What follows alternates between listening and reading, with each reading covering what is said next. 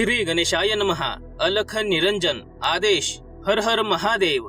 नमस्कार दोस्तों, आप पूरे मन से भक्ति करते हो, पूजा पाठ करते हो, किंतु आपकी आर्थिक उन्नति क्यों नहीं हो रही? यही आज का हमारा विषय है।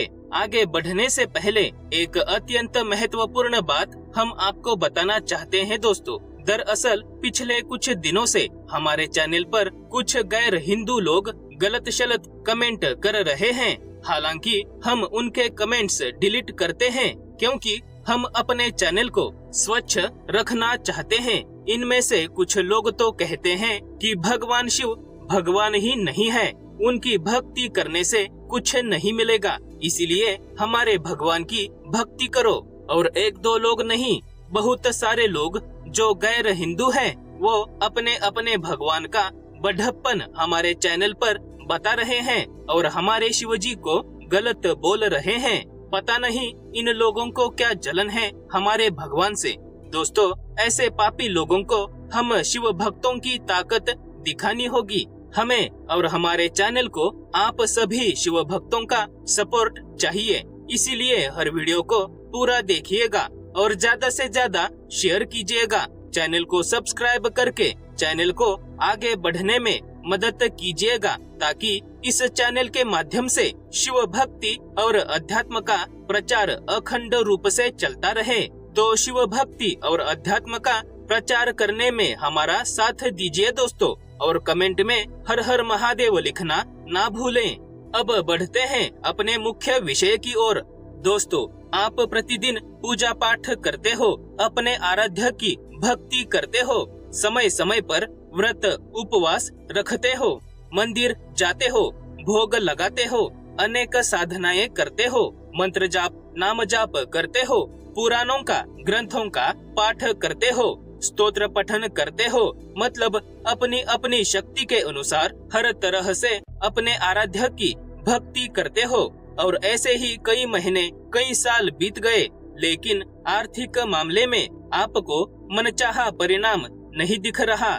आप अब भी आर्थिक तंगी से परेशान हो, आपकी जरूरतें पूरी नहीं हो रही, आप कर्ज से परेशान हैं, आपकी किसी भी प्रकार से आर्थिक उन्नति नहीं हो रही।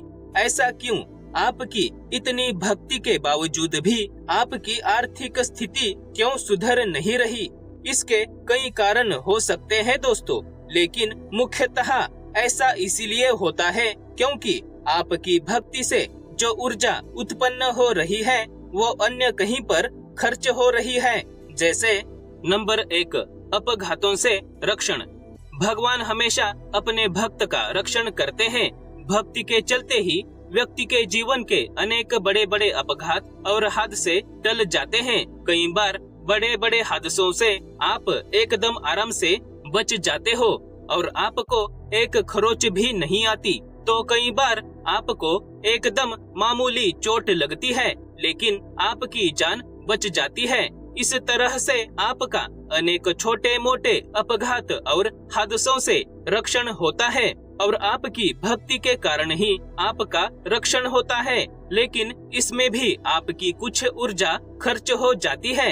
अगर यही ऊर्जा आपके आर्थिक मामले पर खर्च हो जाती तो शायद आपके आर्थिक हालात और ज्यादा बेहतर होते, परंतु उससे जरूरी है आपकी जान बचाना। इसलिए भगवान आपकी जान बचाते हैं, लेकिन सही समय आते ही आपकी आर्थिक उन्नति भी अवश्य होगी। नंबर 2, रोगों और बीमारी से रक्षण। दोस्तों, आज के समय में बहुत सारी बीमारियों ने इंसान को घेर रखा है, इसलिए आपकी भक्ति से जितनी ऊर्जा उत्पन्न होती है उसका बहुत सारा हिस्सा तो आपका बीमारियों से रक्षण करने में ही खर्च हो जाता है। अपने आसपास ऐसे कई उदाहरण होते हैं जिनसे हमें यह पता चलता है कि भक्ति के चलते ही कोई व्यक्ति किसी बड़ी और जानलेवा बीमारी से बच गया हो। अगर ऐसी स्थिति में उस व्यक्ति की भक्ति से उत्पन्न हुई ऊर्जा उसकी आर्थिक स्थिति सुधारने में खर्च हो जाती तो उस व्यक्ति की जान चली जाती ना। फिर उन पैसों का क्या फायदा होता उस व्यक्ति को। इसी कारण भगवान पहले जो ज्यादा जरूरी होता है वही आपको देते हैं। कुछ ही समय पहले की बात है जब कोरोना से दुनिया भर में लाखों लोग मर गए, कोरोना की कोई भी दवाई मार्केट में नहीं थी।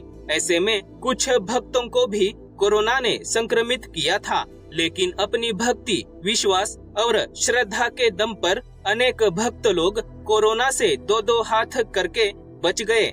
लेकिन उसमें उन भक्त लोगों की कुछ आध्यात्मिक ऊर्जा भी अवश्य खर्च हुई होगी, और ऐसे मामलों में भी भगवान पहले आपका जीवन बचाते हैं और सुरक्षित करते हैं। नंबर 3, तंत्र मंत्र, जादू टोना और शत्रुओं से रक्षण। आप चाहे या ना चाहे, आपके जीवन में कुछ शत्रु अवश्य बनते हैं। इनमें से कुछ तो आपके बहुत करीबी रिश्तेदार या सगे संबंधी भी हो सकते हैं। जब आप तरक्की करने लगते हो तो जलन के चलते या अन्य किसी कारणवश आपके शत्रु आपको परेशान करने के लिए, आपका नुकसान करने के लिए तंत्र मंत्र, जादू टोना का सहारा लेते हैं। कई बार तो शत्रु मारण क्रिया तक करते हैं, और शत्रु के इसी कपट से तंत्र मंत्र और जादू टोना से आपका रक्षण आपके आराध्य, आपके भगवान करते हैं। जब आप भक्ति करते हो तब उससे उत्पन्न होने वाली ऊर्जा से आपके लिए सुरक्षा कवच का निर्माण हो जाता है, और इसी सुरक्षा कवच के कारण तंत्र मंत्र, जादू टोना का आप पर या तो कोई प्रभाव नहीं होता या तो थोड़ा बहुत ही प्रभाव हो जाता है, लेकिन आपकी जान बच जाती है। तथा इस बचाव के लिए भी आपकी भक्ति की कुछ ऊर्जा तो खर्च होती ही है। जिस प्रकार दो पत्थर एक दूसरे पर पटकने से दोनों पत्थरों को कुछ हानि अवश्य होती है, बिल्कुल उसी प्रकार से जब शत्रु ने छोड़ी हुई नकारात्मक शक्ति आपकी भक्ति से उत्पन्न हुई सकारात्मक शक्ति पर आघात करती है, तो वह नकारात्मक शक्ति नष्ट होती है या क्षीण होकर वापस चली जाती है। किंतु उस समय आपकी सकारात्मक शक्ति भी थोड़ी बहुत कमजोर अवश्य होती है। उसमें से कुछ हिस्सा आपका रक्षण करने के लिए खर्च हो जाता है, लेकिन महत्वपूर्ण यह है कि शत्रु के आघात से आपका रक्षण होता है। नंबर 4, कूटनीति से रक्षण। दोस्तों, जिस समाज में आप रहते हो वहाँ पर ऐसे अनेक लोग होते हैं जो अपने फायदे के लिए कूटनीति का सहारा लेते हैं और किसी भी हद तक गिर सकते हैं। आपको फंसाकर अपना फायदा करने के लिए ये लोग अनेक दाव पेंच खेलते हैं, लेकिन अगर आप एक सच्चे भक्त हैं तो भगवान कुछ ऐसी लीलाएं रचते हैं जिसके चलते ये चतुर लोग स्वयं ही फंसते हैं और अपने ही जाल में उलझ कर रह जाते हैं। सिर्फ भक्ति के दम पर आप ऐसी लड़ाइयाँ बिना लड़े ही जीत जाते हो, परंतु इसके लिए भी आपकी कुछ आध्यात्मिक ऊर्जा खर्च हो जाती है। नंबर 5, अदृश्य नकारात्मक शक्तियों से रक्षण। जब आप रास्ते पर कहीं निकलते हो तो रास्ते पर अनेक अदृश्य शक्तियाँ होती है जो आपको जकड़ना चाहती है, जैसे भूत, प्रेत, पिशाच। खासकर चौराहों पर ऐसी शक्तियाँ ज्यादा होती है। कई बार आपने भी देखा होगा कि रात के समय चौराहे पर किसी ने नींबू या उतारा रख दिया होता है, उसी चौराहे पर या उसी रास्ते पर जहाँ से आप भी हर रोज आवागमन करते हो। तो आपकी भक्ति से जो सकारात्मक ऊर्जा का निर्माण होता है, वही ऊर्जा आपका ऐसी अदृश्य व नकारात्मक शक्तियों से रक्षण करती है। इसीलिए भक्ति करना कभी ना छोड़े, अन्यथा ऐसी नकारात्मक शक्तियाँ आपको जकड़ सकती है। तो ऐसी शक्तियों से भगवान आपका रक्षण करते हैं और इसमें भी आपकी कुछ ऊर्जा अवश्य खर्च हो जाती है। नंबर 6, अनजान संकटों से रक्षण।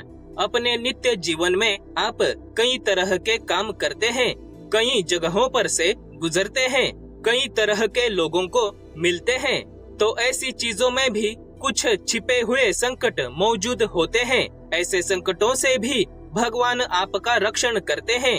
अगर आप एक किसान हैं तो भली भांति ये जानते होंगे कि आए दिन खेत में आपका अनेक विषैले जीवों से सामना होता है, जैसे सांप, बिच्छू या कुछ जंगली जानवर भी खेत में घुस जाते हैं, तो ऐसे संकट हमेशा आपके आसपास होते हुए भी आपको संकेतों के माध्यम से पहले ही सावधान किया जाता है और आपका रक्षण होता है, और ये सब भगवान ही करते हैं ना।